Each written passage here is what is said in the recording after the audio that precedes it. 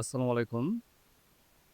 আজকের এই বিষয়ে আমরা জানবো যে অনার্স যে ভর্তি পরীক্ষা ১ম রিলিজ স্লিপের যে সম্পূর্ণ যে আবেদন তারিখ, নিয়মাবলী এবং চূড়ান্ত যে প্রস্তুতিগুলো সেই বিষয়গুলো আমরা আজকের এই ভিডিওতে দেখব। যে ভর্তির বর্তমান পর্যায় হচ্ছে এখন কোথায়? যে ১ম হচ্ছে ১ম এবং ২য় মেরিট লিস্ট হচ্ছে যে ১৪ই জুন শেষ হয়ে গিয়েছে এবং কোটাভর্তিও যে তোমাদের ২৫শে জুন শেষ হয়ে গিয়েছে। আর পরবর্তীতে এখন হচ্ছে ১ম রিলিজ স্লিপ যে পরবর্তী ধাপ এটি তোমাদের যে এখনো আটকানো আছে। যে অপেক্ষার অবসান হচ্ছে যে কবে দিচ্ছে, কবে দিবে। যে ২৭ এবং ২৮ তারিখের মধ্যে তোমাদের যে নোটিশ আসতে পারে যে এই চলিত সপ্তাহেই যে নোটিশ আসতে পারে যে প্রকাশের সর্বোচ্চ সম্ভাবনা। ২৭শে জুন শনিবার হওয়ায় যে অফিসিয়াল কার্যক্রমের জন্য ২৮শে জুন নোটিশ প্রকাশ হওয়ার সম্ভাবনা সবচেয়ে বেশি। কারণ এই শনিবার তো বন্ধের দিন, তাহলে নোটিশটি প্রকাশ হওয়ার সম্ভাবনা কম। নোটিশ প্রকাশের পরপরই যে আবেদন শুরু হয়ে যাবে। যদি তোমাদের আগামীকাল নোটিশ দেওয়া হয় যে সকাল ১০টা থেকে, তাহলে তোমাদের আবেদনটি শুরু হয়ে যাবে।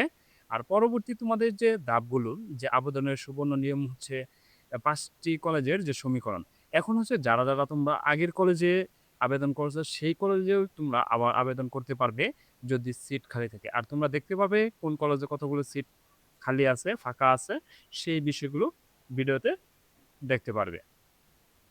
আর ১ম হচ্ছে যে ১ম রিলিজ স্লিপে কমপক্ষে এবং সর্বোচ্চ ঠিক যে ৫ টি কলেজেই নির্বাচন করতে হবে। ৫ টির কম কলেজে আবেদন করা সম্পূর্ণ বাতিল বলে গণ্য করা হবে। ৫ টি কলেজে পছন্দ কম থেকে যেকোনো একটি কলেজের একটি সাবজেক্ট যে চয়েস পাবে। তোমরা ৫ টি কলেজে ৫ টি সাবজেক্টে চয়েস দিলে তোমাদের যেকোনো একটিতে তোমরা যে চান্স পাবে।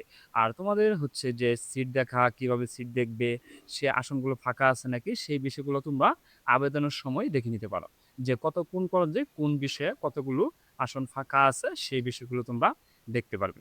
এখন দেখো রিলিজ স্লিপে আবেদন করতে কোনো ফি বা টাকা জমা দিতে হবে না। এই রিলিজ স্লিপে তোমাদের আবেদন ফি করতে কোনো টাকা দিতে হবে না।